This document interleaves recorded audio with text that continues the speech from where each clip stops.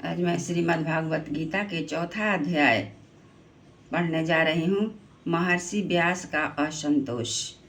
व्यास जी कहते हैं, उस दीर्घकालीन सत्र सम्मिलित हुए मुनियों में विद्या वयोवृद्ध कुलपति ऋग्वेदी शौनक जी ने सूत जी की पूर्वोक्त बात सुनकर उनकी प्रशंसा की और कहा। शौनक जी बोले, सूत जी, आप वक्ताओं में श्रेष्ठ हैं तथा बड़े भाग्यशाली हैं। जो कथा भगवान श्री सुखदेव जी ने कही थी, वही भगवान की पुण्यमयी कथा कृपा करके आप हमें सुनाइए। वह कथा किस युग में किस स्थान पर और किस कारण हुई थी? मुनिवर श्री कृष्ण द्वैपायन में ने किस की प्रेरणा से इस परमहंसों की संहिता का वर्णन किया? उनके पुत्र सुखदेव जी बड़े जोगी समदर्शी भेदभाव रहित संसार निद्रा से जगे एवं निरंतर एकमात्र परमात्मा ही स्थिर रहते हैं। वे छिपे रहने के कारण मूढ़ में प्रतीत होते हैं। व्यास जी जब संन्यास के लिए वन की ओर जाते हुए अपने पुत्र को पीछा कर रहे थे, उस समय जल में स्नान करने वाली स्त्रियों ने नंगे सुखदेव जी को देखकर तो वस्त्र धारण नहीं किया, परंतु वस्त्र पहने हुए व्यास जी को देखकर लज्जा से कपड़े पहन लिए।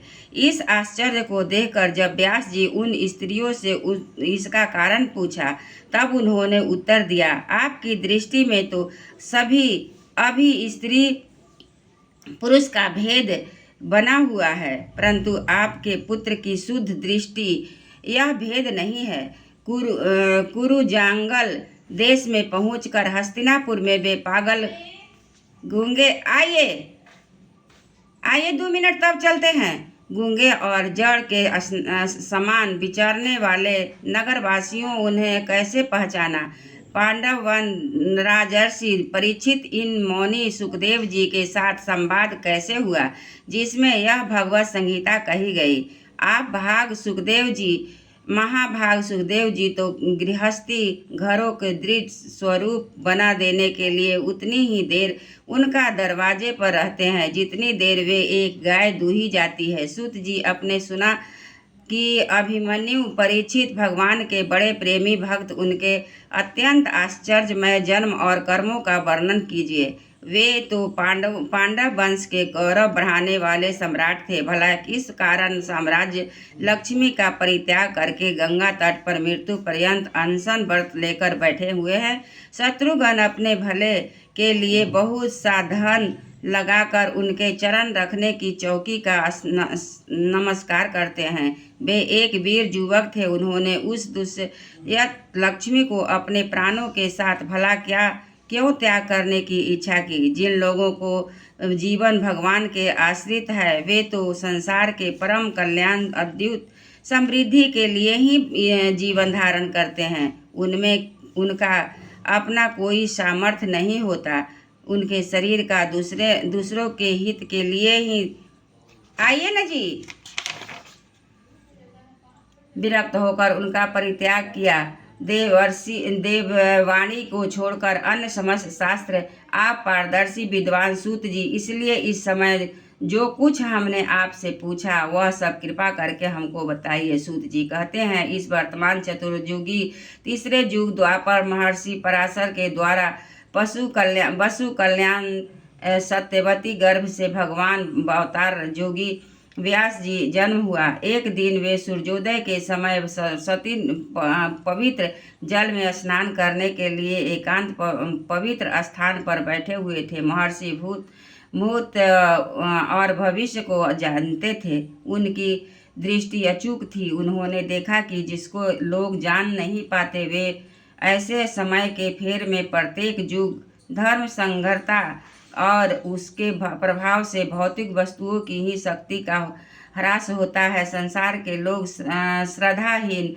और शक्ति ही रहित होकर उनकी बुद्धि कर्तव्य ठीक निर्णय नहीं कर पाती और आयु भी कम हो जाती है। लोगों की इस भाग्यहीन को देखकर वे मुनीश्वर अपने दृष्टि में समस्त वर्णों और आश्रमों के हित को कैसे इस प्रकार किया। उन्होंने सोचा कि वेदों में चातुर्होत्र कर्म लोगों को हृदय में शुद्ध करने वाले हैं। इस दृष्टि से जगों को विस्तार करने के लिए उन्होंने एक ही वेद 4 विभाग कर दिया। व्यास जी बोले, ऋग, यजु, साम और अथर्व, इन 4 वेदों का उद्धार पृथक करण हुआ। इस इतिहास और पुराणों की 5वां वेद कहा जाता है। उन्होंने ऋग्वेद, पैल, साम, गान, विद्वान, जैमिनी और यजुर्वेद एकमात्र स्नातक पैसप्यान हुए।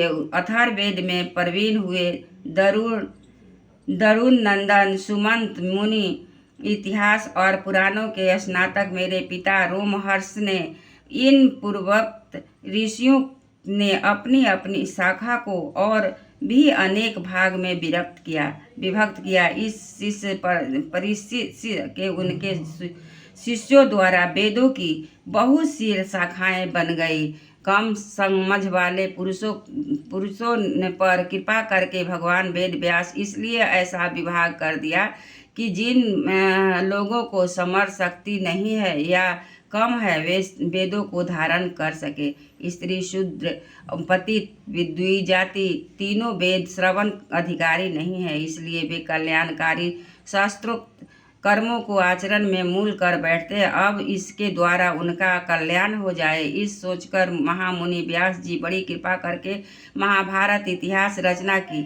शौनक जी ऋषि यद्यपि व्यास जी इस प्रकार अपनी पूरी शक्ति से सदा सर्वदा प्राणियों को कल्याण की करने लगे रहे, तथापि उनके हृदय में संतोष हुआ। उनका मन कुछ खिन्न सा हो गया। सरस्वती नदी के पवित्र तट पर एकांत में बैठकर धर्मवेत्ता व्यास जी मन ही मन विचार करते हुए इस प्रकार कहने लगे, मैंने निष्कपट भाव से ब्रह्मचर्य आदि का व्रतों का पालन करते हुए वेद, गुरु और अग्नियों को सम्मान किया है और उनका आज्ञा का पालन किया है। महाभारत की रचना के बहाने मैंने वेद अथर्व खोल दिया है, जिसमें स्त्री, शूद्र आदि भी अपने अपने धर्म कर्म ज्ञान प्राप्त कर लेते हैं। यद्यपि ब्रह्म तेज में संपन्न एवं समर्थ, तथापि मेरा हृदय कुछ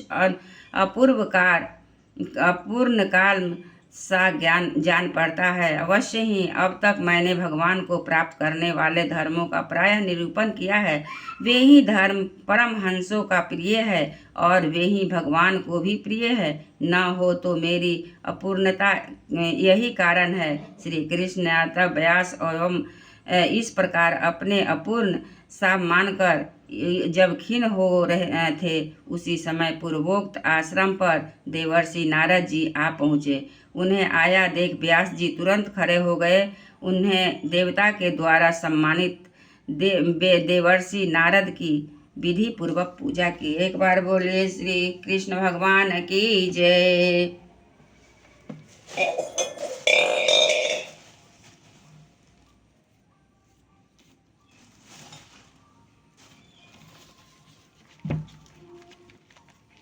हमको लगा कि आपका देरी होगा, इसलिए हम सोचे कि